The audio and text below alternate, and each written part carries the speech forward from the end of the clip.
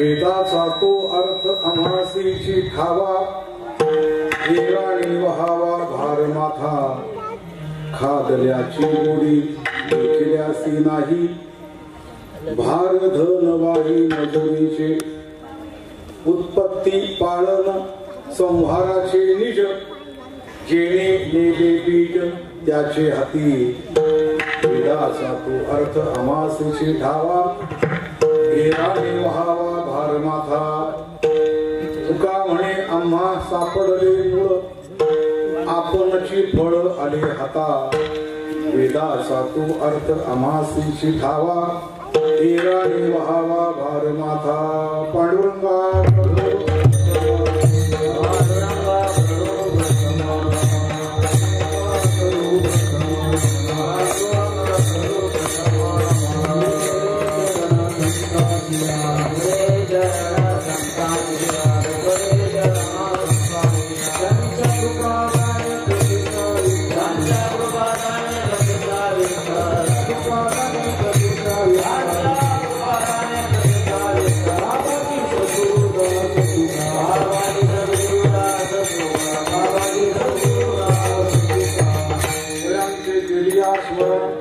होय सकळ विद्यांचे अधिकरण एकशे बंधू श्री शरण श्री गुरूंचे ते नमस्कार आता वेदाचा तो अर्थ आम्हासीची ठावा हिराणी वहावा भार माथा प्रस्तुत कीर्तन रूपी सेवेसाठी निवडलेला अभंग जगातील थोर संत जगदवंद्य जगद्गुरु श्री संत तुकाराम महाराज यांचा 4 चरणाचा थोडा वादग्रस्त असा आहे आणि वादग्रस्त नसेल तर मग ते तुकोबरायचं असतं.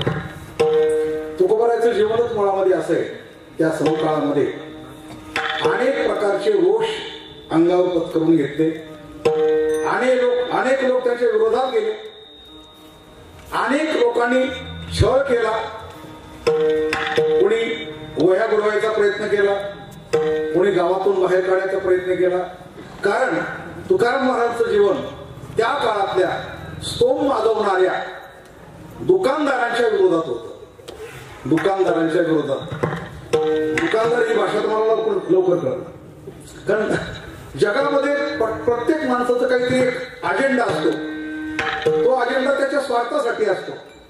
हो, आणि त्याचा अजेंडा किंवा त्याचं दुकान बंद पाडण्याकरता कुणी जर दुसरी शक्ती उभी राहिली तर तो त्याला विरोध केल्याशिवाय तुकाराम महाराजांच्या काळामध्ये अशा अनेक प्रकारच्या शक्त्या होत्या.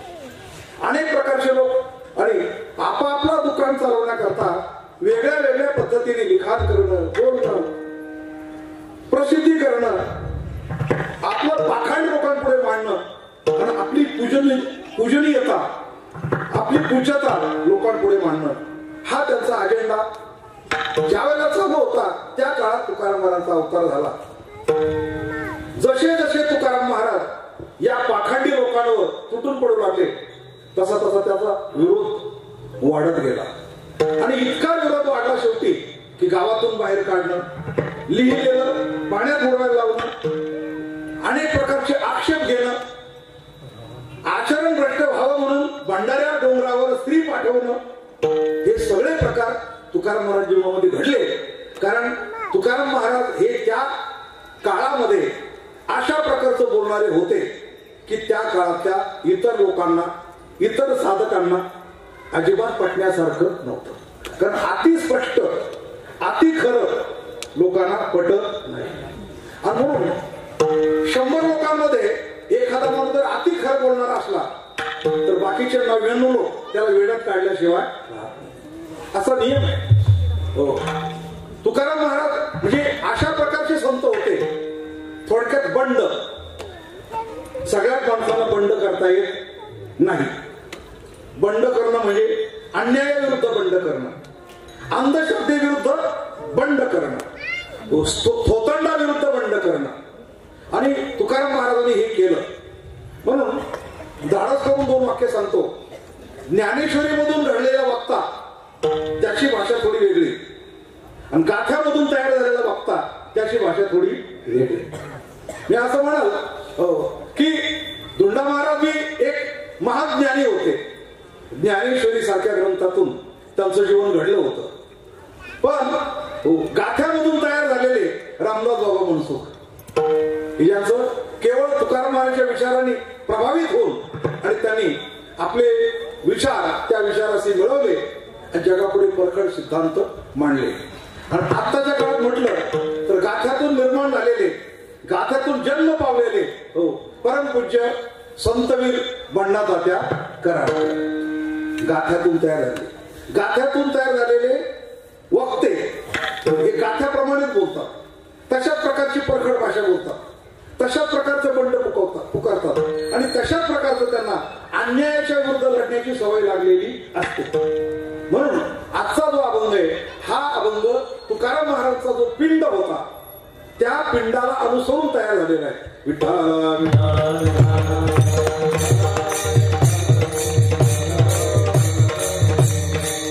असे अभंग सहसा कीर्तनाला घेतले जात नाही. आम्ही पण निवडत नाही. निवडण्याचा प्रसंग आला तरी तो आमच्या मनाने आम्ही निवडत नाही, कोणीतरी दिलेला असतो. कोणीतरी ज्येष्ठांनी हा अभंग दिलेला असतो की याच्यावर तुम्ही कीर्तन करा. तशा प्रकारचे हा अभंग मला परमपूज्य बंडा तात्यांनी कीर्तनासाठी दिलेला आहे. त्याच्यावर प्रयोग देहूला होणार आहे गाथा मंदिरामध्ये. म्हणून तुमच्या समोर एखादं कीर्तन करावं याकरता हा अभंग आज कीर्तनासाठी निवडलेला आहे. आपल्या गाजरवाडीतील अतिशय भाविक, सज्जन, बहुसंख्य तरुण, शिक्षित, मुमुक्षु अशा लोकांसमोर बोलताना मला अतिशय आनंद वाटतोय. दुसरी गोष्ट, मागील वर्षाप्रमाणे काही लोकांचं माझ्यावर ऋण राहून गेलं होतं की पत्रिकेत नाव छापून मी आलो नाही.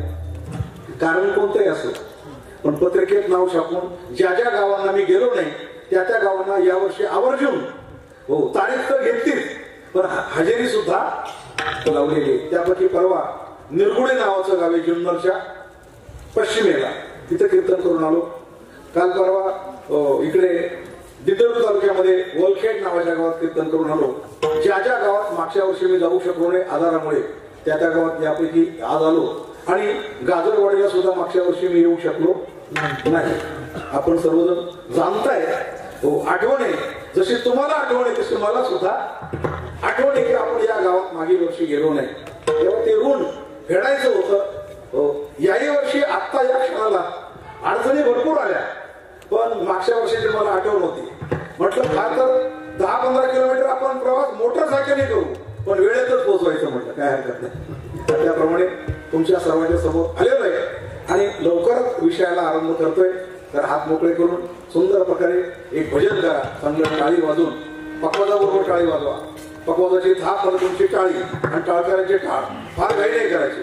विठ्ठला विठ्ठला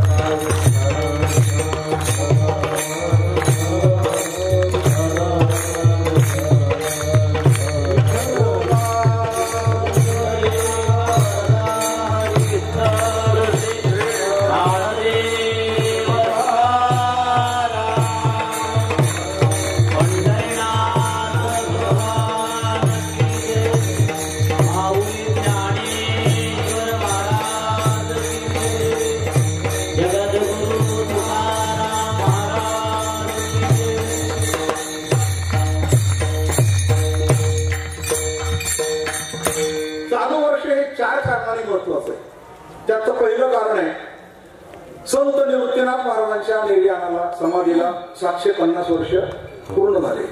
एक. दुसरं कारण, तुकाराम महाराजांच्या निर्याणाला 375 वर्ष पूर्ण झाले. 2.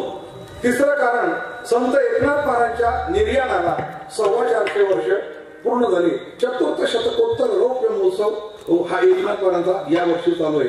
3 कारण.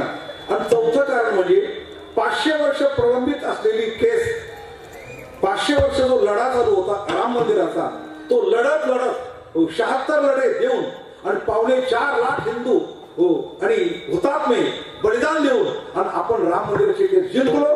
2024ला राम मंदिर पूर्ण झालं. हा चौथा आनंद आपण व्यक्त केला. 2024 तारीख होती 22. त्याचं पण कारण होतं की आपल्या वर्गामध्ये 22 वकील होते कोर्टामध्ये. म्हणजे राम आमचा, भूमी आमची, पैसे आमचे, मंदिर बांधणारे पण आम्ही सरकार आमचं, कोर्ट आमचं, न्यायाधीश आमचा आणि वकील पण आमचे, आणि आमच्या विरोधामध्ये सुद्धा आपलेच माणसं होते, 22 वकील होते. फार आश्चर्य आहे. भारतामध्ये ज्या घटना घडतात ना, जगात त्या जगात कुठं घडत नाही. भारतामध्ये ज्या काही घटना घडतात त्या जगामध्ये कुठेही घडत. बहुतेक त्या घटना गिनीज बुकात नोंद होतात.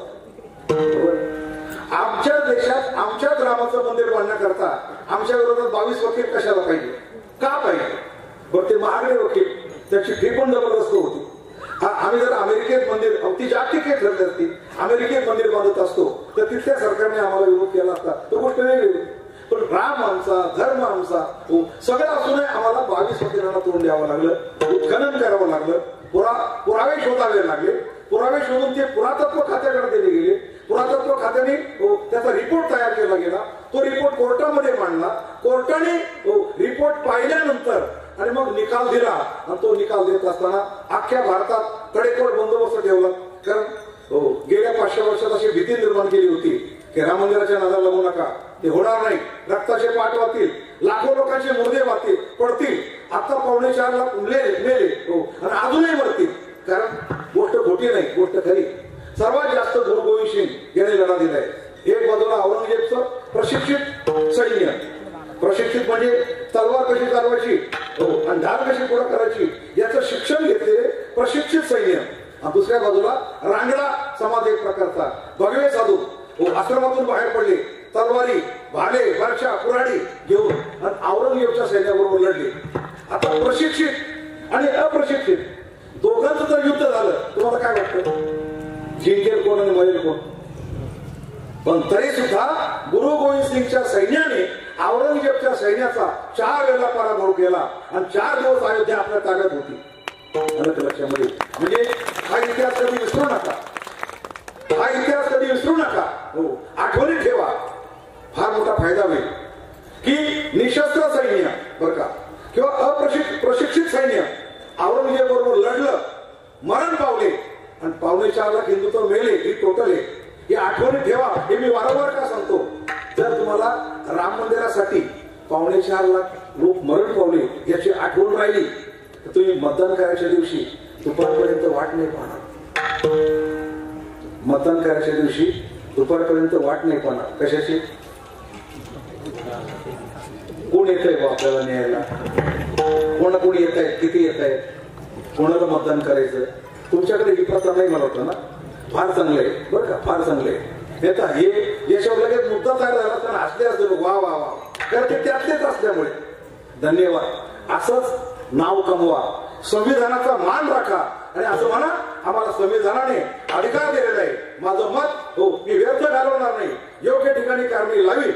असं मत कारणी लावी की देशामध्ये सज्जन माणसं, त्यागी माणसं निवडून येतील आणि आमच्या देशाचं उज्ज्वल भविष्य तयार करतील. याच्याकरता मी माझ्या मताचा वापर करेन. असो तर या बलिदानाची आठवण ठेवा. तर अशा प्रकारचे बलिदान गेलेले औरंगजेबच्या काळात गुरु गोविंद सिंग लढले आणि असा लढा लढत लढत लढत शेवटी 22 जानेवारी 2024 रोजी राम मंदिर प्रत्यक्षात पूर्ण झालं. की 22 तारीख निवडायचं कारण तुम्हाला सांगितलं की 22 वकिलांच्या नाकावर टिचून आपण केस जिंकलो म्हणून 22 तारखेला प्रभू रामचंद्राची प्राणप्रतिष्ठा झाली. विठ्ठला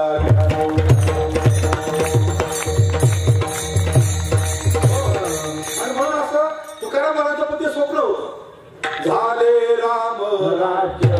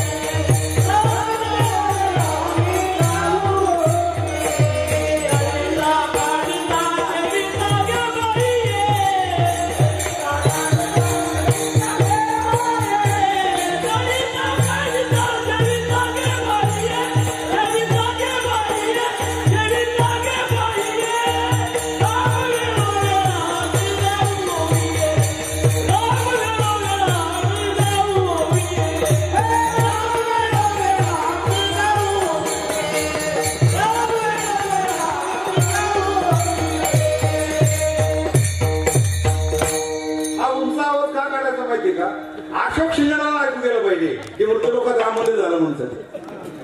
कोणाला ऐकायला गेलं पाहिजे? अशोकजी सिंगल वरती ऐकत असतील, चला आपल्या डोळ्यासमोर राम मंदिर नाही झालं, पण आपल्या नंतरच्या लोकांनी तरी राम मंदिर, कारण पहिला दगड ज्यांना लागला राम मंदिरासाठी पहिलं रक्त वाहिलं अलीकडच्या काळात ते अशोकजी शिंगल यांचं. आणि माझं भाग्य आहे, आम्ही एका व्यासपीठावर बसलेलो आहे. अशोकजी शिंगल आम्ही एका व्यासपीठावर बसलेलो आहे. तर अशा प्रकारचं रामराज्य झालं. अजून रामराज्य बऱ्याच लोकांना खटकतंय.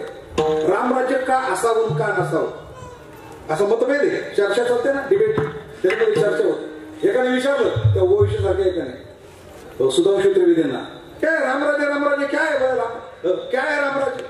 मग सुधांशु सांगितलं रामराज्याने मग काय औरंगजेब राज्य पाहिजे तुम्हाला? रामराज्य म्हणजे परत श्रीराम माता म्हणणं म्हणजे रामराज्य. बाबा करता वनवास सेवन करणं म्हणजे रामराज्य. भावाने भावाचा सन्मान करणं म्हणजे रामराज्य. आणि भावाच्या पादुका गादीवर ठेवून आणि 14 वर्ष भावाची वाट पाहणं म्हणजे रामराज्य. याला रामराज्य म्हणतात. नाही तर औरंगजेब राज्य. औरंगजेबला 3 भाऊ होते, सख्खे 3 भाऊ त्यांनी जेलमध्ये घातले. औरंगजेबने आपले 3 भाऊ सख्खे जेलमध्ये टाकले, नाही मारले. आणि बापाला शहाजहानला तुरुंगात टाकलं. ज्यावेळेला शहाजहानला तुरुंगात टाकलं त्यावेळेला थंडीचे दिवस होते, नंतर उन्हाळा लागला. तेव्हा त्याला कोरड रोग लागली, पाणी मागू लागला.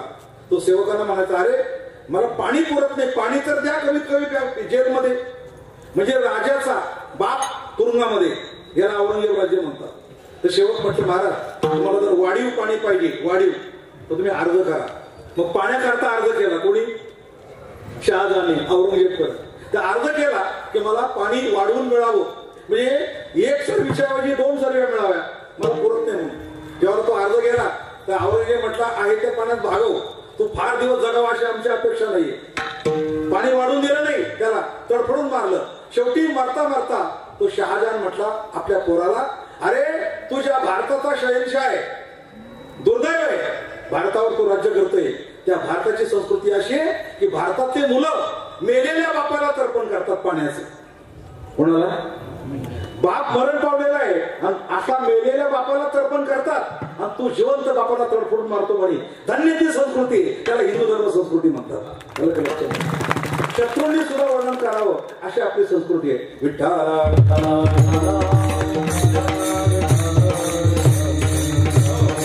मला तुम्हाला रामराज्य का पाहिजे आणि औरंगजेब राज्य का नको, त्याचं कारण आहे. तुकाराम महाराज म्हटले ते योग्य म्हटले, झाले रामराज्य काय येऊने आम्हासी, धरणी धरी पीक गाई ओरल्या मसी. आपण भाग्यवान आहे. 22 जानेवारी तारीख पाहिली, प्रभू रामचंद्र रामलला मंदिरामध्ये विराजमान झाले. आणि आता सध्या आपण 2 महत्वाच्या तिथीच्या आतमध्ये, कारण जेव्हा हनुमान जन्म सांगावा लागतो तेव्हा रामजन्म सांगावा लागतो, जेव्हा रामजन्म सांगावा लागतो तेव्हा हनुमान जन्म पण. तर दोघांचे जन्मच असे एकाविन एक. नुसता हनुमान जन्म तुम्ही सांगू शकत नाही, कारण का आपण तेच आहे. नुसता रामजन्म सांगू शकत नाही, आपण तेच आहे, कारण दोन्ही जन्माची कथा एकच आहे. पायास पात्र दोघांच्या जन्म. म्हणून आता सध्या आपण राम जन्माच्या आणि हनुमान जन्माच्या मध्यभागी, बरोबर ना, मध्यभागी मग सांगणं गरजेचं आहे. मंदिर बांधताना एक वचन दिलं होतं. 2 वर्षापूर्वी आम्हाला हरिद्वारला काही लोकांना नेलं होतं. हरिद्वारला आम्ही जेव्हा गेलो, आता त्याचाच फोन होता. मी घेऊ शकलो नाही तो गण, त्याचाच फोन होता. त्यावेळेला 4 शंकराचार्यांपैकी 3 शंकराचार्य तिथे हजर होते.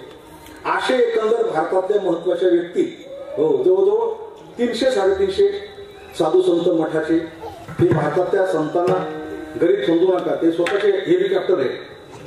एका संतांचे स्वतःचे हेलिकॉप्टर आहे. पूजेला बसल्यानंतर ताजं पाणी हेलिकॉप्टरने आणावं लागतं, अलग लक्षामध्ये. अशा प्रकारचे झेड सुरक्षा असलेले आणि असे 350 लोक होते. मला त्याच्यामध्ये न्यायचा विश्व हिंदू परिषदेचा प्रयत्न होता, त्याप्रमाणे आम्ही गेलो होतो. मध्येच एका महात्म्याने उठून सांगितलं, बाकी का सब तो हो जाएगा बोले, लेकिन राम मंदिर का काम कहा तक आहे आमको बताओ. कोणाचं ऐकत नाही ते, तुमचा अजेंडा आणि तुमची सगळीची पद्धत, बाकी सब जाने दो बोले, राम मंदिर कहा तक आहे जरा आमको बताओ. मग तो राम मंदिराचं प्रत्यक्ष काम पाहणारा इंजिनियर त्या सभेला हजर होता आणि त्यांनी सांगितलं, हो पाया कसा रचला, बांधकाम कसं चालू आहे. आणि मग लेटेस्ट आता सध्या म्हणे नरेंद्र मोदीची सभा झाली एक आमच्या बरोबर, त्या सभेतलं महत्व त्यांनी सांगितलं की शेवटच्या सभेमध्ये नरेंद्र मोदींनी येऊन सांगितलं, हस्तक्षेप केला की असं बांधकाम करा जेणेकरून बरोबर वर्षातून चैत्र महिन्याच्या शुद्ध पक्षाच्या नवमीला म्हणजे रामनवमीला बरोबर दुपारी 12 वाजता हो आणि सूर्याचं किरण प्रभू रामचंद्राच्या कपाळावर पडलं पाहिजे, ज्याला सूर्यतिलक म्हणतात, अशा प्रकारचं काम करा. आता इथपर्यंत ठीक आहे. आता प्रश्न पडला ना, सकाळचं किरण पडू शकतं सूर्य उदय होताना, बरोबर ना. मंदिराचं तोंड बरोबर त्या दिशेला जर ठेवलं तर बरोबर सूर्याचं किरण हो मूर्तीवर पडू शकतं. मूर्तीवर बरं का, हे फक्त कपाळावर आहे, कपाळावर तिलक, सूर्यतिलक म्हणतात त्याला. तर इंजिनियर म्हणजे ठीक आहे, आम्ही प्रयत्न करू. नासाच्या माध्यमातून अभ्यास करून, भौगोलिक खगोल अभ्यास करून, सूर्याचं ज्याला आपण दक्षिणायन म्हणतो, उत्तरायण म्हणतो, याचा सगळा हिशोब करून त्यांनी अशी तंतोतंत आखणी केली. जो मोदीजींचा शब्द होता त्या शब्दाप्रमाणे इंजिनियरांनी बरोबर तसं हो आणि त्याची रिहर्सल पण झाली प्रॅक्टिकली. आणि बरोबर रामनवमीच्याच दिवशी हो सूर्याचं किरण दुपारी 12 वाजता प्रभू रामचंद्राच्या कपाळावर पडलेलं आपण सर्वांनी पाहिलं. खरी गोष्ट आहे ना. आता प्रश्न पडतो की का सूर्य आणि प्रभू रामचंद्र यांचं नातं असे की भगवान प्रभू रामचंद्र हे सूर्यवंशात जन्माला आले, हो ज्या परंपरा आहे पाठीमागच्या सूर्यवंशाच्या हो त्या जन्माला आले. पण ठीक आहे, इथपर्यंत ठीक आहे. पण सूर्याचं तिलक कसं करता, तर प्रभू रामचंद्र जन्माला यायच्या दिवशी रामनवमीला सूर्य सुद्धा पळभर थांबला होता, है ना. हो पळभर थांबला होता. प्रमाण नंतर म्हणू आपण. पण ठीक आहे, हे असं वर्णन कोणी केलं, पण हे नामदेवरायाने केलं. ठीक आहे, हरकत नाही, नामदेवरायाने केले. पण हे मोदींना कसं काय माहिती, बरोबर आहे ना. कारण गाथा नामदेवरायचा आहे, तो महाराष्ट्रात आहे, तो मराठीत आहे, बरोबर की. मोदीजी गुजराती, त्यांची भाषा गुजराती. पण मोदींना हे माहीत होतं हो नामदेवरायांचं प्रमाण, आणि म्हणून त्यांनी सांगितलं. आणि सांगितल्याप्रमाणे बरोबर तंतोतंत दुपारी 12 वाजता सूर्यतिलक प्रभू रामचंद्राच्या कपाळावर दिसला. हे आपण प्रत्येकाने पाहिलं. विठाला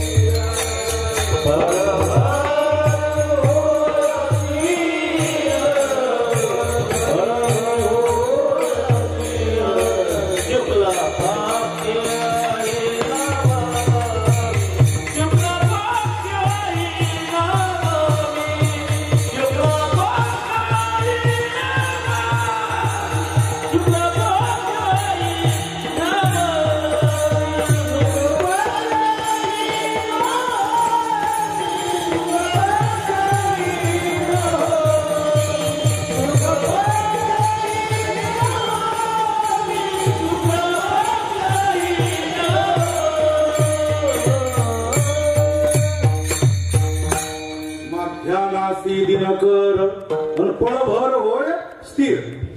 सूर्य सुद्धा स्थिर झाला होता. किती पळभर. माझ्या पुरात ब्रह्मांड नायक जन्माला आले. जयाचा हा वंश तयासी आनंद आणि माझे कुळी गोविंद. जसा दशरथ राजा म्हणतो माझ्या कुळात ब्रह्मांड नायक जन्माला आला, असे प्रभू रामचंद्र मंदिरामध्ये विराजमान झाले. ते हे 2024 वर्ष हो. आणि अशा काळात आपण आहोत म्हणून उल्लेख करणं गरजेचं, म्हणून उल्लेख केला. आता आपण अभंगाकडे बोलूया. तुकाराम महाराज अशा प्रकारचं विधान का करतात. आम्हासी ठावा एवढं म्हटलं असतं तरी चाललं असतं. वेदाचा अर्थ आम्हाला माहित आहे, एवढं म्हटलं असतं तरी चालत. पण आमासीची याचा अर्थ आमच्या व्यतिरिक्त, वेदाचा अर्थ कुणाला माहिती असा अर्थ होतो ना. बरोबर. चकार लावला म्हणजे बाकीच्या जी निवृत्ती होते. 3 महत्वाचे मुद्दे पहिल्या चरणात. वेदाचा तो अर्थ आमासी ठावा, एक मुद्दा. दुसरा मुद्दा वेदाचा तो अर्थ आमासीची ठावा, वादग्रस्त मुद्दा. आणि तिसरा म्हणजे येराने व्हावा. हे पण नव्हतं बोलायला पाहिजे त्यामध्ये. बाकीच्याने फक्त भार व्हावा, बाकीच्याला काही माहिती. कोण म्हणते असं? जे तुकाराम महाराज कुठे शाळेत गेलेले नाही, खेड्यात जन्म, गरिबीत जन्म, दुष्काळात जन्म. हो, कुटुंब, तुकाराम महाराजचं कुटुंब, कुटुंबाचा अल्पवयामध्ये भार पडलेले तुकोबर आहे. 2 पत्नी असलेले तुकोबर आहे. वडील भाऊ निवृत्त होऊन निघून गेले, कुटुंबाचा भार पडला असे तुकोबर आहे. हे सगळ्या प्रकारच्या प्रतिकूलता विचार करून तुकाराम महाराजांच्या जीवनामध्ये आलेल्या होत्या. आणि अशा सगळ्या प्रकारच्या प्रतिकूलतेवर मात करून तुकाराम महाराजांनी जे करून दाखवलं अलग लक्षात, ते जगात अभूतपूर्व कुणालाही करता आलेलं नाही.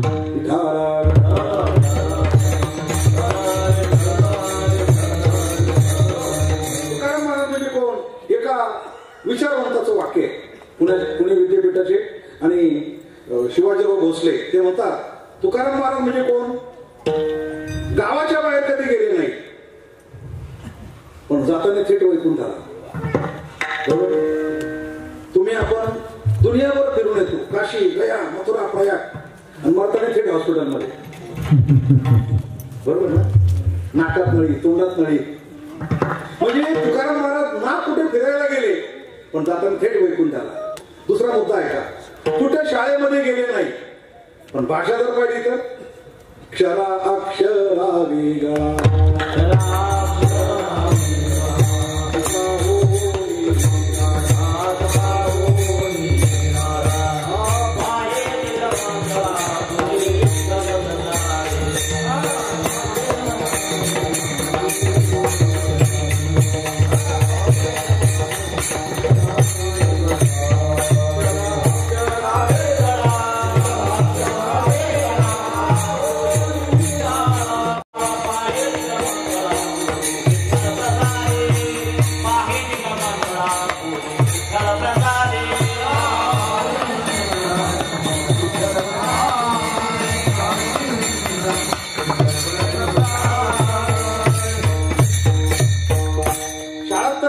भाषा कशी, क्षरा अक्षरा, हे काही निरक्षर माणसाचं काम आहे का?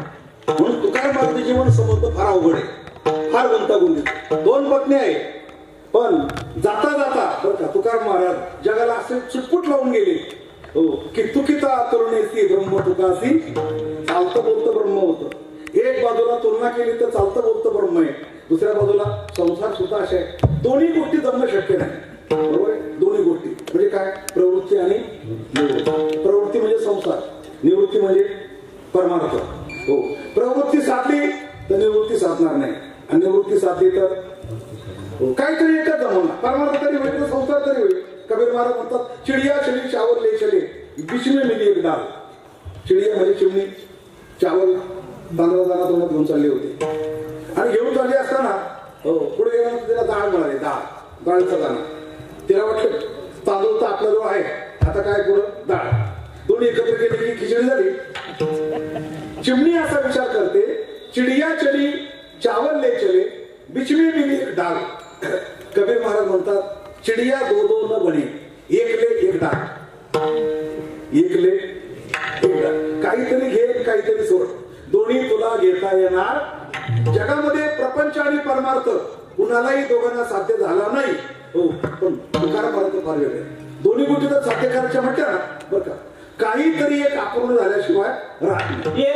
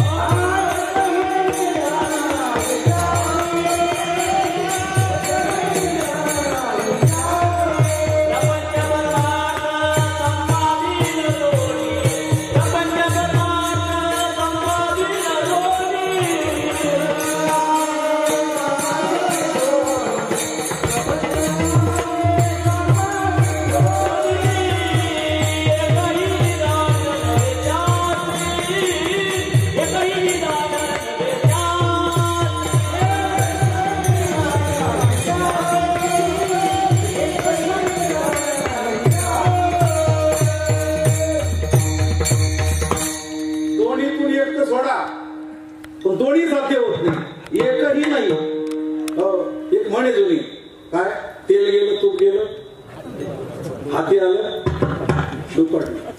आणि हे आमचे गुरुवारी रामदास बाबा म्हणून समजून सांगायचे. मला म्हणे काय रे तुला माहिती का म्हणून याचा अर्थ काय होतो खरं सांगा याच्यावर एक गोष्ट आहे पण कोणाला माहिती. ते म्हणायचे अरे एक सांग काम्या होता बायकोने सांगितलं मग तू बसून काय काहीतरी काम करा ना घरात जा म्हणे चारण्याचं तेल घेऊन या. समयमध्ये तेल नव्हतं हे क्लिअर करा बरोबर. समयमध्ये तेल नव्हतं आणि म्हणून तिने चाराने दिले आणि हा चाराने घेऊन समय घेऊन निघाला. कशाला तेल आणायला दुकानात गेला. हो पण बायको थांबत नाही का काय तूप पण घेऊन या चारण्याचं तेल आणि चारण्याचं तूप. याने ते घेतले पैसे समय हातात घेतले दुकानात गेला तेव्हा म्हणे चारण्याचं तेल. त्याने ते तेल समयमध्ये ओतलं. हा घ्या म्हणे हे चाराने आणखी घ्या म्हणजे काय तूप ते तूप आणलं आपण घेणार कशामध्ये आणि हे काय ते फक्त हाताकडे लक्षात होत्या. दुकानात काय माणूस आहे म्हणे एक तेल सांडून दिलं.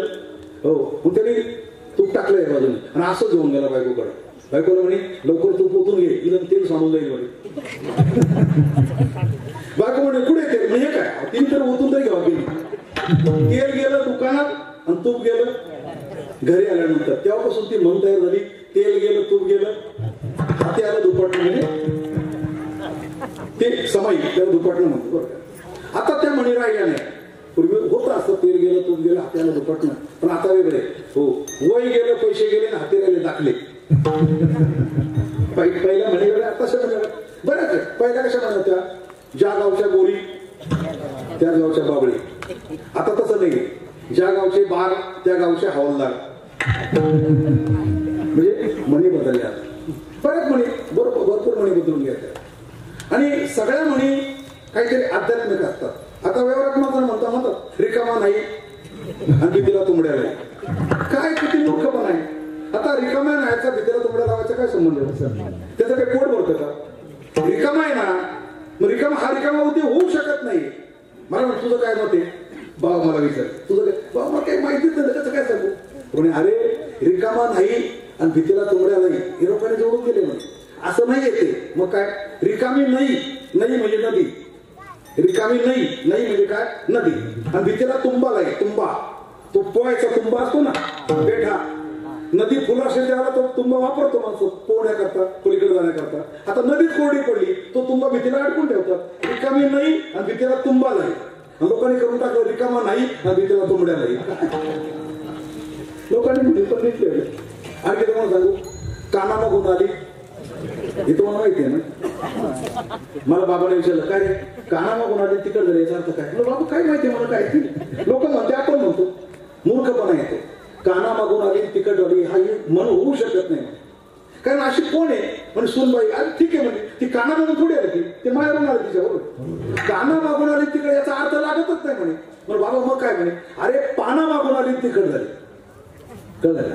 आता मिरची आहे ना त्या झाडाला आधी पानं लागतं का मिरची लागते पानं बरोबर आहे. आणि मग पानं तिखट का मिरची तिखट पानं तिखट पानं तिखट का मिरची तिखट म्हणजे पानाच्या मागून आली आणि काय झाली असा त्याचा अर्थ आहे. पाना मागून आली तिखट झाली. तुम्ही करून टाकलं काना मागून आली. मला फक्त एवढं सांगायचं होतं लक्षात तेल गेलं तूप गेलं हाती आलं. पण तुकाराम महाराजांनी तेलही जाऊ दिलं नाही आणि तुपाही जाऊ दिलं नाही. प्रवृत्ती पण सोडली नाही निवृत्ती पण सोडली नाही आणि दोघे संतुलन साधलं. तुकाचा आला तो कावडी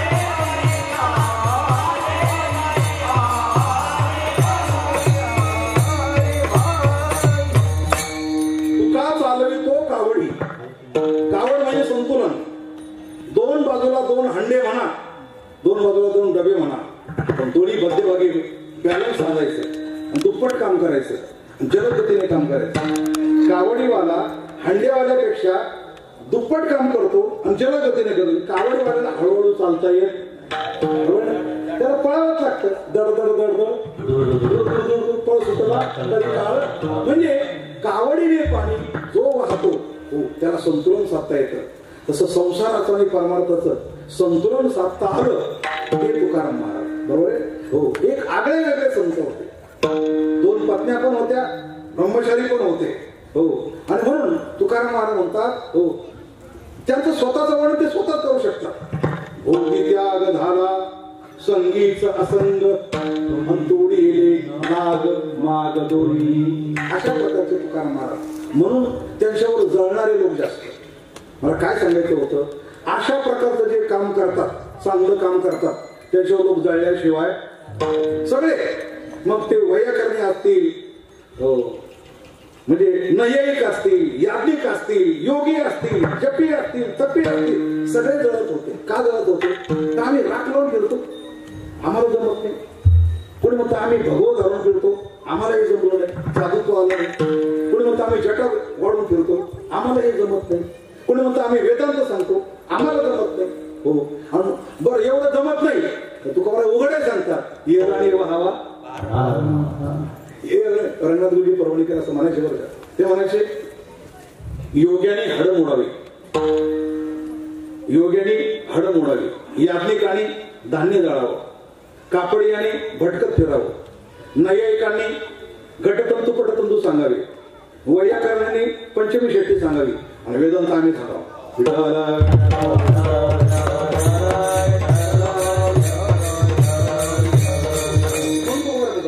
राणी वाहा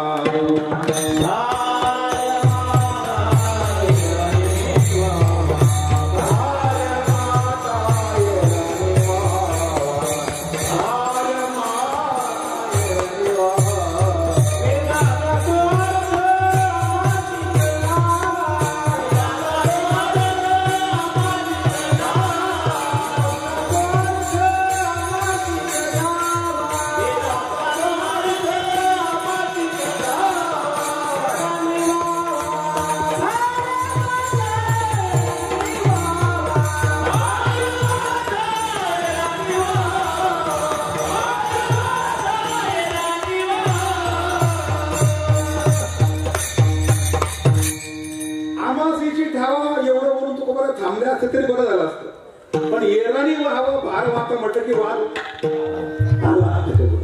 बरोबर. आम्हाला येतं इथपर्यंत म्हटलं तर काही वावगं ठरत नाही. तुम्हाला काय येतं, तुम्हाला काय येतं असं म्हटल्यानंतर वाद झाल्याशिवाय तू काय मला असं का बोलव सांगू तुम्हाला. असं बोलणार नाही तर मग ते चुकवायच कशी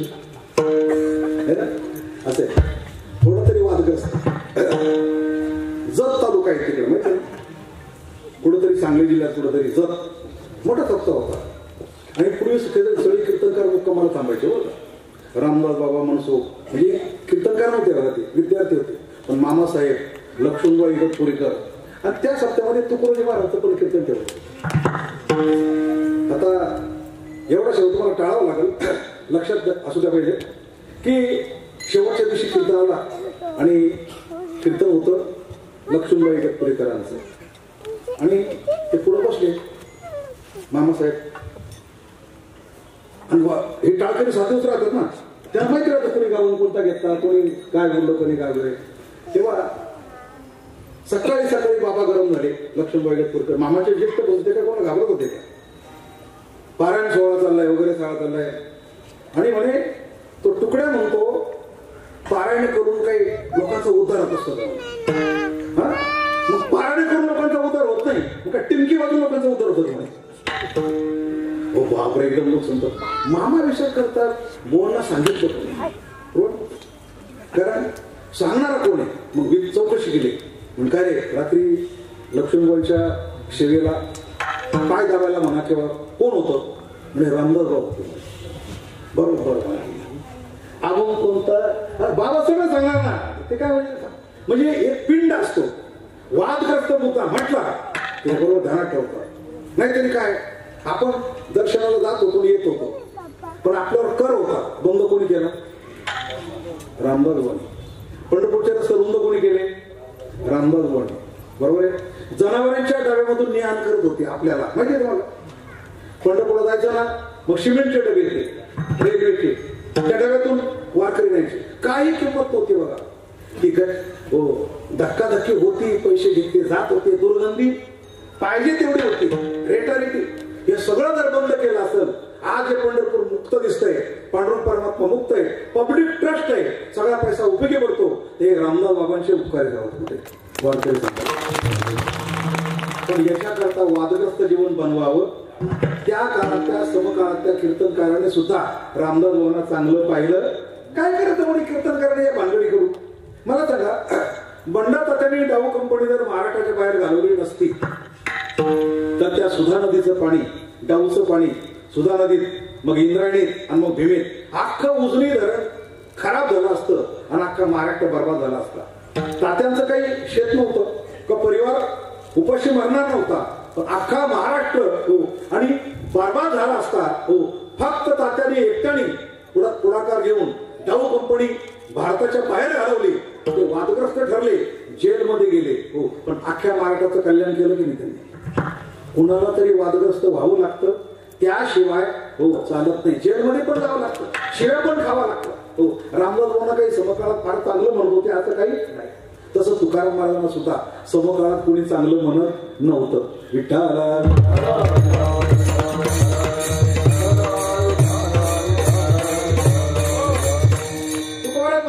कोपला पाटील काय खावे आता कोण तुकोबारे म्हणतात. म्हणजे आत्ताच्या काळात तुकोबाऱ्याचा एक अभंग जर चांगला सांगता आला तर 50,000 मिळतो. त्या तुकोबारांनी 4,500 अभंग लिहिले, पण त्यांच्यावर ही वेळ आली काय खावे आता कमाल आहे ना. लिहिलं त्यांनी, पोट भरतात कोण हो, पण तुकाराम महाराज ही वेळ आली. मग समकाळात कोणी चांगलं म्हटलं नाही तुकोबारांना, वादग्रस्त होते हो.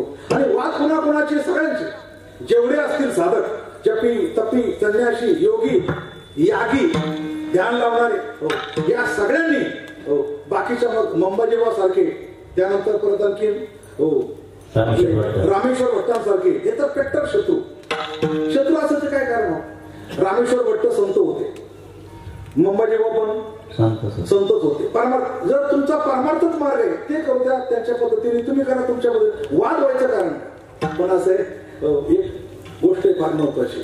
ज्यावेळेला एखाद्या राजाच्या विरोधामध्ये गल्लीपासून तर दिल्लीपर्यंत शिवेदाने लोक तयार होतात पंतप्रधानाला, बरं का हो. ज्यावेळेला चोर, लुच्चे, लफंगे, 2 नंबरवाले, टेबला करून घेणारे है ना, अशा भ्रष्टाचार करणारे सगळे एकत्र येतात, त्याला काय म्हणतात? कोणतं बंधन?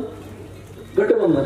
जेव्हा असे सगळे एकत्र येतात, लक्षात समजायचं राजा हा योग्य मार्गाने चाललेला असं कोण म्हणते? मी नाही, चाणक्य म्हणतो, बरं का. चाणक्य आपल्याला माहिती, नंद राजाचा पडाव आणि चंद्रगुप्ताचा उदय हा एक इतिहास आहे फार मोठा. ज्या वेळेला हो अरे चाणक्य म्हटले, चंद्रगुप्त माझ्या म्हणण्याप्रमाणे जर तू वागला तर तुला आम्ही भारताचा सम्राट बनवतो, आणि खरंच बनवलं. पण चंद्रगुप्त मौर्य ज्यावेळेला भारताचे सम्राट झाले त्यावेळेला हो 1 वर्षभर त्यांना वेळेवर जेवण नाही मिळालं, बरं का. इकडून आक्रमण झालं, ते थोपवलं, तिकडून आक्रमण झालं, इकडे भ्रष्टाचार, तिकडं, असा सारखा स्वाऱ्याच होत होत्या आणि सारखे युद्ध चालू होते हो. कारण मागची पडझड त्यांना सावायची होती. आणि 2-2 दिवस जेवण नाही, वेळेवर झोप नाही, एक दिवस ताण करीत हो, ताण करीत पाव टाकत आचार्यांकडे आला, चंद्रगुप्तांकडे होते. आचार्य तिकडून उठून बसतो, गुरुवारी चंद्रगुप्त मौर्य राजा आपल्याकडे आले, बोला काय, कशाला सम्राट बनवलं मला तू? म्हणे तू माझ्या म्हणण्याप्रमाणे वागला तर मी सम्राट, कशाला सम्राट बनवलं? आणि या सम्राटाचं काय चुके? म्हणे अरे 1 वर्ष झाले, वेळेवर झोप नाही, वेळेवर जेवण नाही, हा सम्राट काय कामाचा? अरे चाणक्याने उत्तर दिलं, मी तुला सम्राट बनवायचं वचन दिलं होतं, सुखी बनवायचं वचन नव्हतं दिलं. मग तुला कोणी सांगितलं सम्राट सुखी असतो? जो सम्राट असतो तो असाच असतो, त्याला 2-2 दिवस जेवण मिळत नाही, त्याला 10-10 वर्ष सुट्टी घेता येत, त्याला आपल्या परिवाराकडे लक्ष देता येत, त्याला म्हणतात सम्राट हो. सम्राट हा जगाकरता असतो, सम्राट हा देशाकरता असतो, लक्षामध्ये हो. म्हणून ज्या वेळेला सम्राटाच्या विरोधात, राजाच्या विरोधात गल्लोगल्ली खडे फोडतात, शिव्या देतात, चोर लुच्चे लफंगे एकत्र होतात, समजायचं राजा योग्य मार्गाने चाललेला आहे. विठ्ठला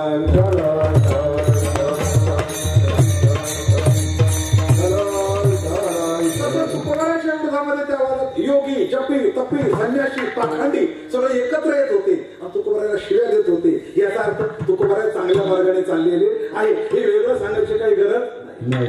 पण तुकारामामध्ये धाडस आहे. आमाशीची ठावा, हो वेदाचा तो अर्थ आमाशीची ठावा हे विधान आहे तुकोबाराने केलं बिनधास्तपणे. हो पण तुकाराम महाराजांना असं का म्हणावं असं वाटलं? तुकोबारा म्हणतात सगळेच वेदाच्या मार्गाने चाललेले बरं का, सगळेच चाललेले, पण हो वस्तू खाणं बरं का आणि वस्तू पाहणं यामध्ये फरक आहे. वेदांत सांगणं म्हणजे वेदांत कळलं असं नाही, वेद भोगणं म्हणजे वेदांत कळला असं नाही. वेद ऐकून वेद पाहून धान्य जाणं स्वर्गाला जाणं म्हणजे वेद कळाला असं काही, पाठांतर करणं म्हणजे वेद कळाला नाही. हो एखाद्या वेदांत सांगता येतं, सांगता येणं वेगळं आणि ते जीवन जगणं वेगळं. हो ऊसाचा जो चरक असतो ना दिवसभर कर कर कर वाजतो, खरे की आता उन्हाळ्याचे दिवस चकाटी करणं दिवसभर, कारण का हो त्याच्या त्या चरकामध्ये ऊस घातला कसा वाजतो कर कर दिवसभर कर कर कर वाजतो. हो पण त्याच्या तोंडात चिपळत असतं. रस पिणारे वेगळे असतात, टायमावर येतात 10 रुपये घेतात देतात रस पिऊन निघून जातात. हे दिवसभर कर कर कर आणि तोंडामध्ये चिपळ. पिणारे वेगळे, याच्या तोंडात चिपळ पडतात, पिणारे वेगळे असतात. तसं तुमच्यासारखे रसपान करणारे वेगळे असतात. हे कर कर करणारे इथं 9 ते 11 कर कर उद्या 9 ते 11 कर कर तोंडात काय चिपळ.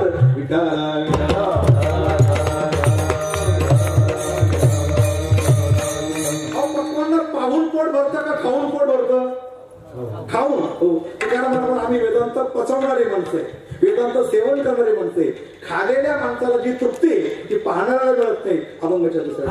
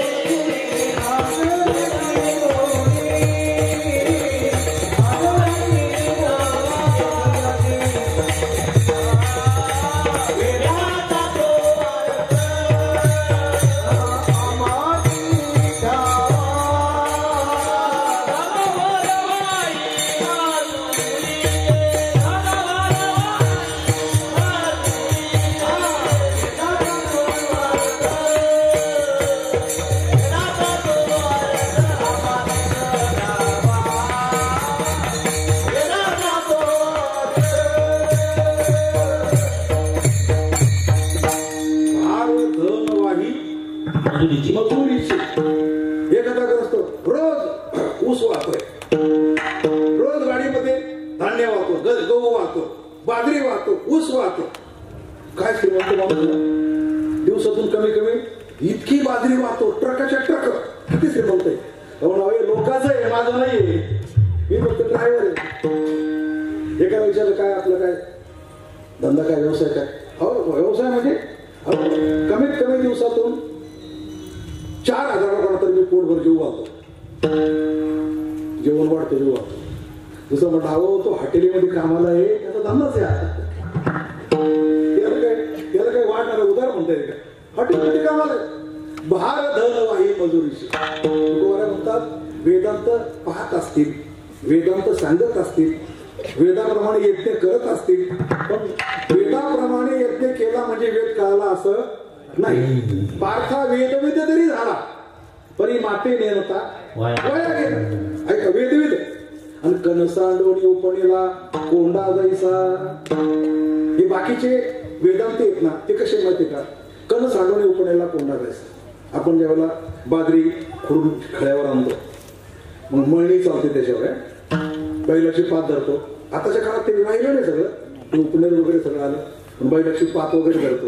चांगलं खळ्यावर मळून मळून मळून झाल्यानंतर मग त्याचा एक बाजूला ते रोज ढिगारा करून ठेवतो. त्याला काय म्हणतो आपण? मदन, नाही तर राख म्हणायला लागले बघा तिथे. ही पहिली प्रक्रिया आहे मदन. मग मदन जेव्हा ते जमा करून ठेवलं असतं वाऱ्याची वाट पाहत आहे ना, मग ते 3 पायाचं उभं कर, त्याला काय म्हणतात? हा, मग 3 पायाचा मुद्दा म्हणतो तर सदरंगुरी म्हणायचे. आडगुडो मुडगुडो, त्याला 3 पाय जोडगुडो आणि 1 पाय मुडू की धक्कन पडगुडो. 3 पाय. मग त्याच्यावर उभं एक माणूस उभा राहतो, बाई पाठी भरून देते, ती वाऱ्याची वाट पाहतो आणि वारे झोळ काढे का ते उपणाची पण पद्धत असते त्याशी. आणि अशा प्रकारचं उपणल्यानंतर मग वारिया शिया हारसा उपणीला कोंडा नुरीची जैसा, मग कणाचा अपैसा राशीवा जोडे. उपणल्यानंतर मग काय? बरोबर ना? एक बघा मुलीनो, उपणल्यानंतर काय होतं? नंतर धान्य धान्य उडून जातं आणि दणक्या शिल्लक राहतं. बरोबर ना? नाही म्हणतात का? नारवारे म्हणतात भूस बीज एकवट आणि उपणीचा आहे घनवट. मग उडाले ते फलकट जाणवते, फलकट उडून गेलं. मग काय केलं वेदांत्यांनी? वेदांत्यांनी घेतलं फलकट आणि तुकाराम महाराजांनी घेतलं घनवट.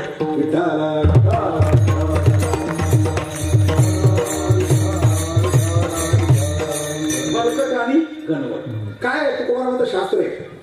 जरी बीज तयार होण्याकरता कणीस पाहिजे, बरोबर आहे? हो, पण खायच्या वेळेला कणीस बाजूला करावं. कणसाशिवाय धान्य खरं होत नाही, हे तयार होत नाही हे खरं आहे. पण खाताना कणसा सगळं खाता येईल.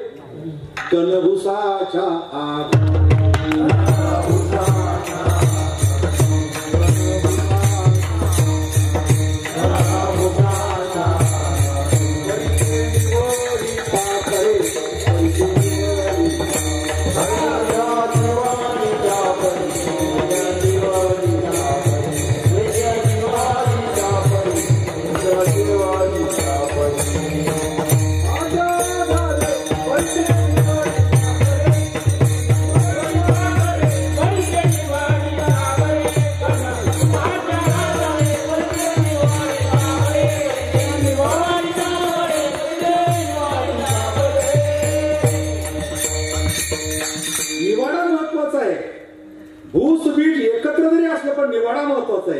वेदाने बरंच काही जरी सांगितलं असलं तरी निवाडा यज्ञ करा वेदाने सांगितलंय, जप करा वेदाने सांगितलंय, त्याग करा वेदाने सांगितलंय, पत्नी करा वेदाने सांगितलंय, पण विहित करा विहित सोयी सगळं जरी वेदाने सांगितलं असलं तरी सगळंच करायचं नाही. जरी वेदे बहुत बोलिले विविध वेद सुधिले, पण आपण हे तर काय आपले वेदाने जरी सगळं सांगितलं, यज्ञ करणं वेदाने सांगितलेलं आहे. यज्ञ असा असा यज्ञ केला, पुत्रकामिष्ट यज्ञ वेदाने सांगितलेलं आहे, भोगासाठी यज्ञ वेदाने सांगितलेलं आहे, पण म्हणून काही ते करायचेच असायला केलेच पाहिजे का? नाही, काही करत नाही ना. अहो नारवारे म्हणतात सूर्य उगवल्यानंतर सगळे मार्ग दिसतात. एक मार्ग इकडं संगमरकडे गेलाय, एक मार्ग येवल्याकडे गेलाय, एक मार्ग चांदवडकडे गेलाय. मग जेवढे मार्ग दिसतात तेवढ्याने चालायचं असतं, बरोबर? हो म्हणा, मार्ग सगळे दिसतात पण आपल्याला कुठे जायचं हे ठरवा पाहिजे. माऊली म्हणतात हो, जरी सगळे मार्ग दिसले तरी आपला मार्ग जो आहे तो आपण ठरवायचा आहे ना. तसं यज्ञाचा मार्ग वेदाने सांगितलाय, जप मार्ग वेदाने सांगितलेला आहे, पण आपला मार्ग कोणता आहे तो मार्ग ठरवा. विठ्ठल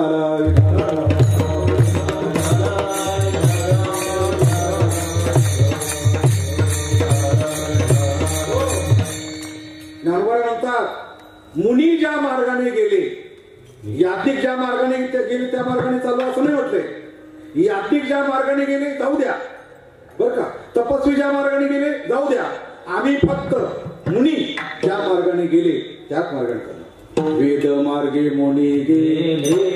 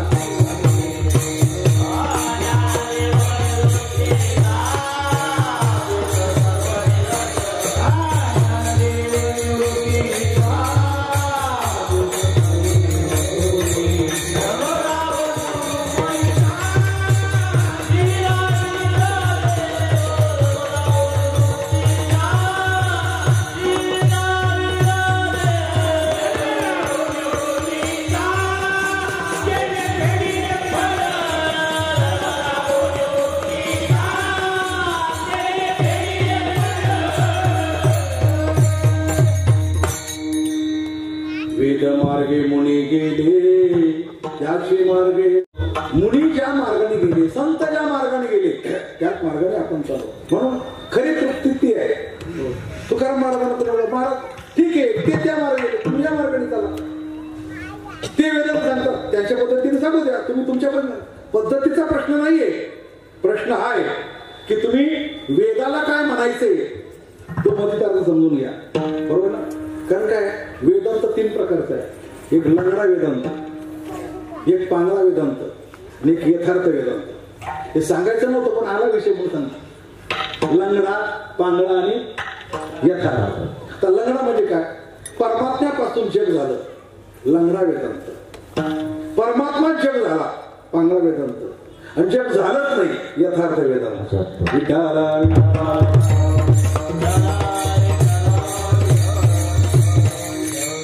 लक्षात. परमात्म्यापासून जग झालं, लंगडा वेदांत. उदाहरणार्थ मातीपासून घड झाला, अपूर्ण सिद्धांत. मातीच घड झाली, अपूर्ण सिद्धांत. घड झालाच नाही, योग्य सिद्धांत. कळलं का? मातीपासून घड झाला ना, तुम्हाला माहिती आहे ना, मग त्याला मातीच म्हणा ना. बरोबर आहे. मातीपासून झाला. बरं आपण मतदान करूया. घटाला माती म्हणणं चांगलं का घट म्हणणं चांगलं? कारण असं आहे, घट हे मातीचं तटस्थ लक्षण आहे आणि माती हे घटाचं स्वरूप लक्षण आहे. घट हे मातीचं काय? तटस्थ. म्हणजे कधी असेल कधी बघा मातीपासून घट झाला, असेल कधी नसेल, पण माती कायमची. घट निर्माण होण्यापूर्वी पण मातीच आहे, फुटल्यानंतर पण, आणि मध्ये स्थिती सुद्धा काय मातीच.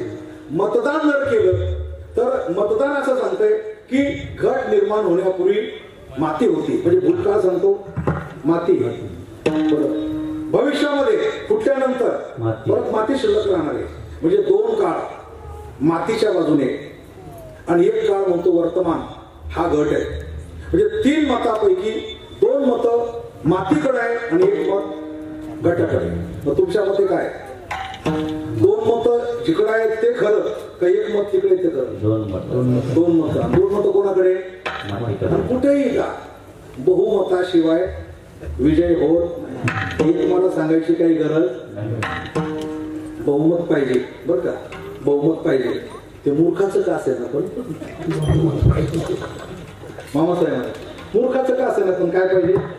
नाहीतरी काय ज्या अर्थी एखाद्या देशामध्ये, म्हणजे आपल्या भारतात नाही आणि आपल्याला पडताल का अजिबात नाही बरं, लांब तिकडं सांगतो असं. ज्या अर्थी मूर्ख माणसं निवडून येतात त्या अर्थी मतदान करणारी माणसं शहाणी असतात असं म्हणत आहे का? माझं मत नालायक माणूस एकदम नालायक माणूस, भ्रष्टाचारी, व्यभिचारी, खूप पैसे कमवले आणि मग तो निवडून कसा येतो? आमच्या असं होतं ना. हो, मग किती मूर्ख म्हणजे एक शहाणा? मामासाहेबांनी असं किती मूर्ख म्हणजे एक शहाणा. आता आपण म्हणूया 10 मूर्ख म्हणजे एक शहाणा. नको बरं ठीक आहे, 100 मूर्ख म्हणजे एक शहाणा. हो म्हणतो बरं, 1000 मूर्ख म्हणजे एक शहाणा. अहो 1000 मूर्ख तर मूर्खच होईल. शहाण्याची क्वालिटी वेगळी आणि मूर्खाची क्वालिटी वेगळी, असं कसं काय? त्यामुळे 10 रुपये डझन केळी, 100 आंब्याची किंमत काय? केळीची किंमत वेगळी आणि आंब्याची किंमत वेगळी. केळीवरून आंबा किंवा आंब्यावरून केळी असं गणित करता येत कसं आहे गणित होईल का? एक गोष्टीने प्रश्न विचारला विद्यार्थ्यांनो, माझ्या अंगाला 2.5 मीटर कपडा लागतो, सांगा माझं वय काय? सांगा पटकन. त्या मुलं म्हणले वयाचा कपड्याचा काय संबंध होता? पण एक विद्यार्थी होता हुशार, जनरल नॉलेज, तो उभा राहिला. गुरुजी तुमचं वय 42 वर्षाचं असायला पाहिजे. बरोबर निघाला बघा. गुरुजी म्हणजे याला म्हणतात विद्यार्थी. काय गणित कसं केलं पण नाही म्हणे, तुला मी 100% मार्क देतो, पण तू गणित केलं कसं काय? म्हणजे गुरुजी मारणार तर नाही ना? म्हणजे असं गणित केलं कोणी मारत असतं नाही, पण वचन आधी द्या, नाही मारणार म्हणे. म्हणजे गुरुजी मी असं गणित केलं की आमच्या गावामध्ये एक हापमेळ आहे आणि त्याचं वय 21 वर्षाचं. आम्ही असा विचार केला, हापमेळ जर 21 वर्षाचा असू शकतो तर फुलमेळ 42 वर्षाचा असायला काय जात होते? किती मूर्ख म्हणजे एक शहाणा. रामचंद्र महाराज नागपूरकर असं म्हणायचे बरं का, की म्हणे जेव्हा नेता निवडून येतो त्या पेटीमधून, आपण दानपेटीत टाकायचं ना मग पेटीमधून, ती पेटी त्याची आई, बरोबर आहे? कारण पेटी फोडली की त्यातून मोजल्यानंतर नेत्याचा जन्म होतो, बरोबर. म्हणजे पेटी ही त्याची काय झाली, ही पक्क ध्यानात ठेवा का, पेटी ही नेत्याची काय झाली. मग पेटी जर नेत्याची आई तर बाप कोण?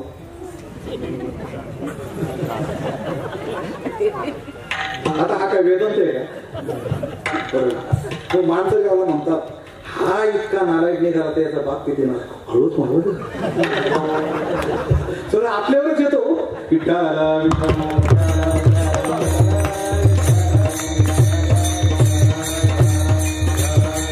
आपला बहुमताबद्दल विचार चालला होता. घट हा वर्तमानात घट आहे, पण भूतकाळात काय होती? माती. भविष्यकाळात काय राहते? 2 मत मातीकडे आणि 1 मत घटाकडे. हो, मग वर्तमान काळात जग दिसते. वर्तमान काळात असू द्या, नंतर म्हणतात हे दिसणारं जग कसं आहे? मुंगी व्याधी शिंगी झाली तसं आहे हे जग. कसं आहे? हो, मुंगी व्याधी शिंगी झाली, तिचे दूध किती, 17 रांजण भरून गेले प्याले 12. हे खरं आहे का? जसं हे खरं नाही तसं वर्तमान खरं. आम्ही नक्कीनं बोलू वर्तमान खोटे. वर्तमान म्हणजे जे वर्तमानात दिसतंय ना घट, हा खोटा आहे. कारण वर्तमानाची विल्हेवाट लावण्याकरता भूतकाळाचा विचार घ्यावा लागतो आणि भविष्यकाळाचा विचार घ्यावा लागतो. 2 काळ सांगतील ते खरं, एक वर्तमान सांगतो ते खरं नाही. माणूस काय पाहिजे हा चांगला आहे, अरे पण त्याचा भूतकाळ बघा, हा चोर होता का लफंग होता, हे थोडा विचार करा ना. थोडा 3 काळाचा विचार केल्याशिवाय एकेरी कुणाला सर्टिफिकेट देता येत नाही.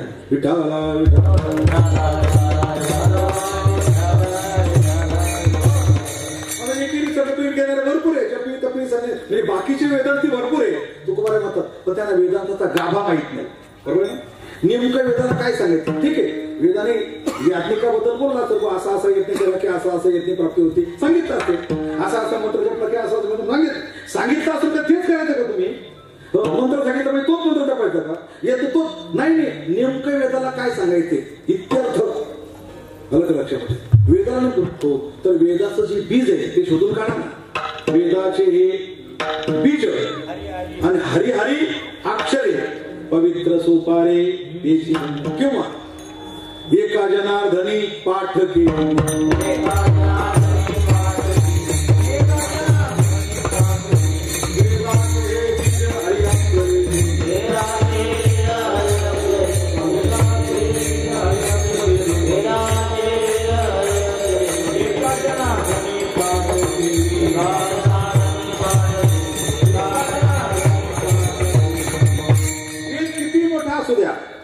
पण त्याचं पण एक मत आहे ना, वेद अनंत बोलिला अर्थ विठोबाशी ते दिलं सोडून.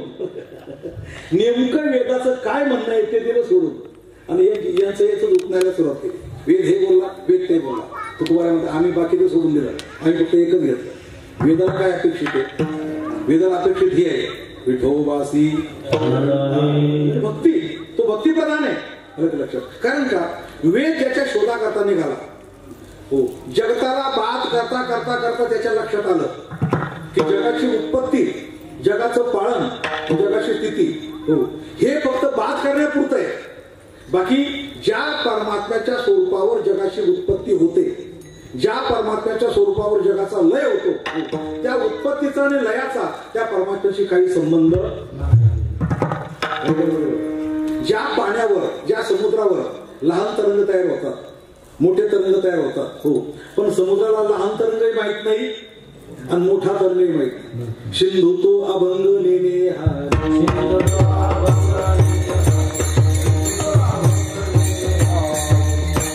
शिव शिव दोन्ही हरिरूपी तरंग, शिव शिव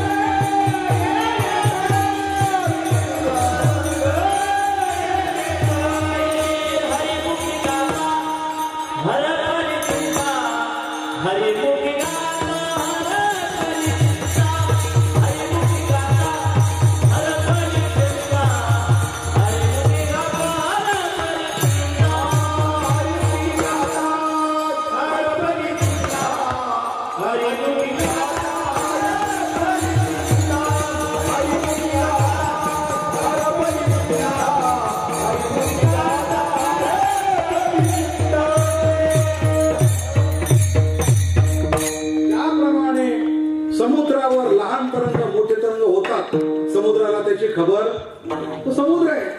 ज्याप्रमाणे पृथ्वीवर निर्माण होतो, फुटतो, पृथ्वीला त्याची खबर नाही लक्षामध्ये. तसं परमात्म्याच्या स्वरूपावर किती वेळा जगाची उत्पत्ती होते आणि किती वेळा लय होतो, परमात्म्याला त्याची खबर नाही हो. ज्ञानोबा तर म्हणतात हे जे आकाश आहे ना, आकाश मोठं आकाश आहे, याचा अंत अमेरिकेत गेलं तरी आकाश आहे, चीनमध्ये गेलं तरी आकाश, सगळ्या जगामध्ये ते आकाश इतकं मोठे आहे. आणि असं आकाश जेव्हा खेळायला जातं ना, खेळायला कोरले का मैदान पाहतात लपाछपी हो, तर ज्ञानोबा म्हणतात नभ तुझ माझी खेळे लपाथपी.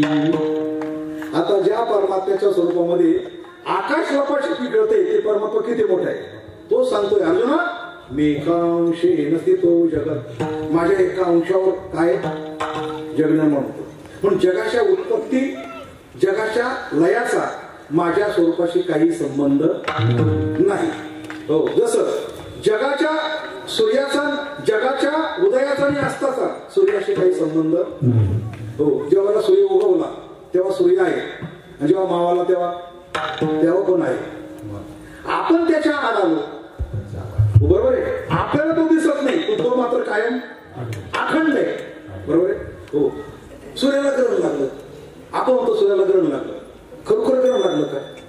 सूर्याला ग्रहण लागलं का आपली पायाची जागा चुकली, पायाची जागा चुकली हा युक्तिवाद माफ करा नथुरामने केलेला आहे कोर्टामध्ये.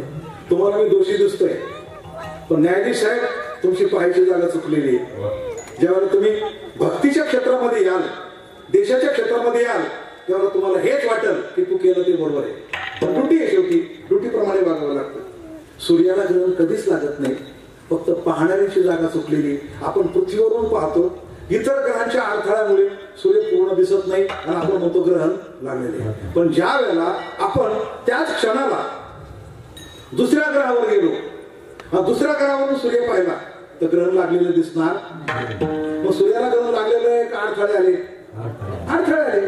मग तो अर्थ तो तुमचा प्रश्न आहे, सूर्याचा नाही. तो सूर्याचा उदय आणि सूर्याचा अस्त अलग लक्षामध्ये हे आपल्याला आहे. हो, सूर्याला उदय पण नाही आणि सूर्याला अस्त पण नाही. हो, तसं खरा परमात्मा जो आहे, परमात्म्याला या जगताच्या उत्पत्ती आणि जगताच्या स्थितीच्या पलीकडे परमात्मा आहे. हो, समुद्रावर किती वेळा तरंग येऊ द्या, समुद्राला काही फरक पडत नाही. पृथ्वीवर किती घट तयार होत्या फुटू द्या, पृथ्वीला काही फरक पडत नाही. तसं तुकोबारे म्हणतात, उत्पत्ती, पालन आणि संहाराचं बीज म्हणजे परमात्मा आहे. आणि हे हा अर्थ ज्याने नेला, हो, त्याच्या हातात वेदांत आला. विठ्ठला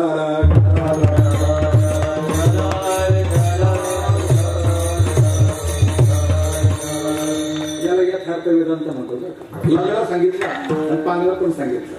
लंगडा म्हणणारे म्हणतात परमात्म्यापासून जग झालं म्हणा, परमात्मा जग झाला म्हणा, पण आम्ही म्हणतो जग झालंच नाही. का? जे दिसतंय तो परमात्माच आहे. संकल्पाचे काजे आपे आप संकल्पाचे काजे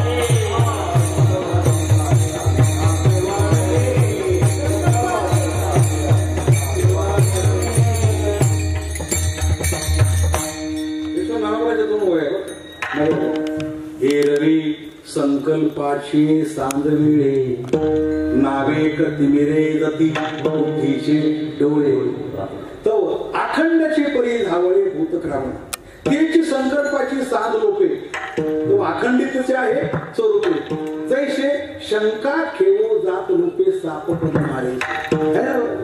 किती गोड आहे. पण इकडे आपण कधी जात नाही. आणि तुम्हाला हे ऐकायची आता सवय राहिलेली, तुम्हाला म्हणजे 50,000चा बाबा पाहिजे, लय मोठा बाबा 50,000 गाडी येतच नाही. हो, सगळी बनवा बनवी झाली. मामासाहेब म्हणायचे मूर्खाची संपत्ती नृत्याचा खुराक. मूर्खाची संपत्ती ही आणणारे काय ते काय एवढं पेटवले काय. 50,000चा बाबा आणणारे माणसं मी तर म्हणलो कोण असेल बा, मी कामाने पैसे कमवले खोटी गोष्टी आहे. तशी मूर्खाची संपत्ती नृत्याचा खुराक. अजिबात आपल्या निफाड तालुक्याला ही कीड लागू देऊ नका. हा जो मला संप्रदाय मामासाहेबांचा संप्रदाय योग्य देणं घेणं असलं पाहिजे. देणं घेणं राहणार आहे, कायम स्वरूपात राहणार आहे, पण ते रोग लावू देऊ नका. बाहेरचे माणसं नाव ठेवतात काय मोठा सप्ताह केला म्हणे कोटी कोटीचा, हे काय का कीर्तन करा 50,000 दिले. वरती बाजूला चर्चा सुरू होते ना, अलग लक्षामध्ये. अशी आपली चुकीची चर्चा कोणी करल असं अजिबात करायचं. योग्य मापात चाललं पाहिजे. वारकरी संप्रदायाची प्रकारची त्यागाची पण एक प्रतिमा आहे, ती पण समाजात कायमची उमटली असायला पाहिजे.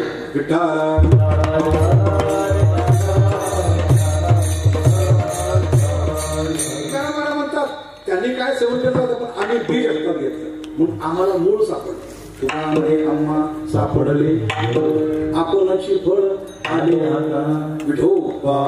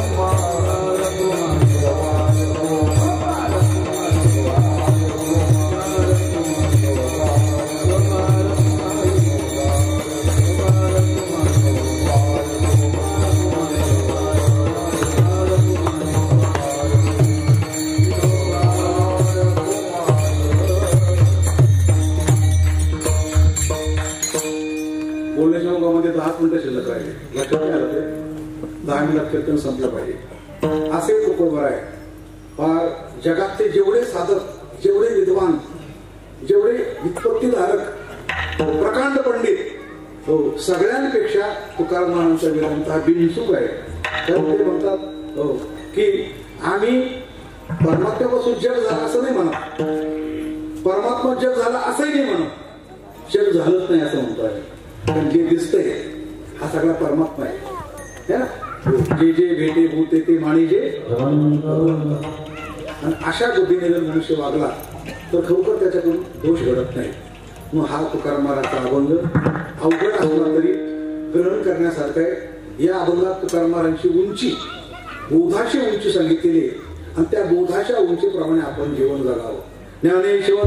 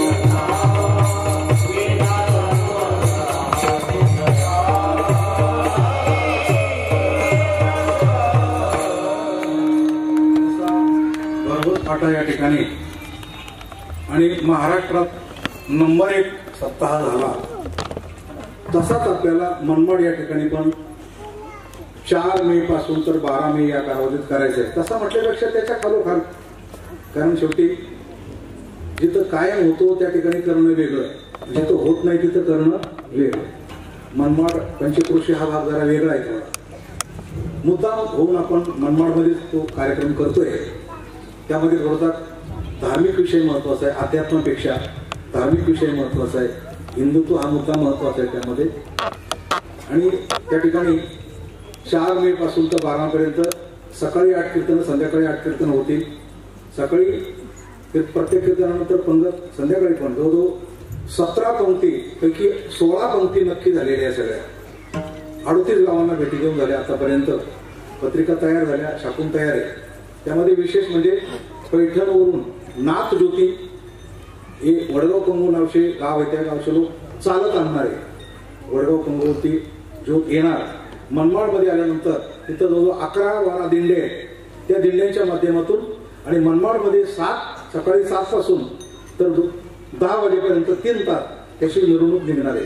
आणि हे करणं काळाची गरज आहे. आपण फक्त मागे पडलं या बाबतीमध्ये की आपला भगवा ध्वज गल्लोगल्ली फडकला पाहिजे, भानुदास देखनाच्या घोषणा सर्वत्र गेल्या पाहिजे, श्रीराम 2 प्रत्येक घराघरापर्यंत गेली पाहिजे, हा आपला हेतू आहे. हो, आणि ते झाल्यानंतर त्या दिंडीमध्ये त्या 13 दिंड्या झाल्यानंतर आपले पाबळवाडीकर मंडळी आता या ठिकाणी आलेले आहेत. राजेंद्र घाया त्याची पण लहान पोरांची दिंडी ती पण जाणार आहे. मी आपल्याला तुम्हाला सांगतो, शिवाजी महाराजांना सांगतो, तुम्हाला सर्वांना सांगतो, नाही सप्ताहाला येता आलं तर त्या नाथ ज्योतीला तरी तुम्ही कमीत कमी 1 दिवस आपल्या प्रेमाचे ऋणानुबंध आहे म्हणून त्या ठिकाणी हजर व्हा. आणि मनमाड सारख्या शहरामध्ये एक नाथ महाराजांचा झेंडा फडकू द्या, ती ज्योत घरापर्यंत प्रत्येकाच्या जाऊ द्या अशी विनंती. आणि त्यानंतर दररोज एकाच विषयावर प्रवचन होणार आहे.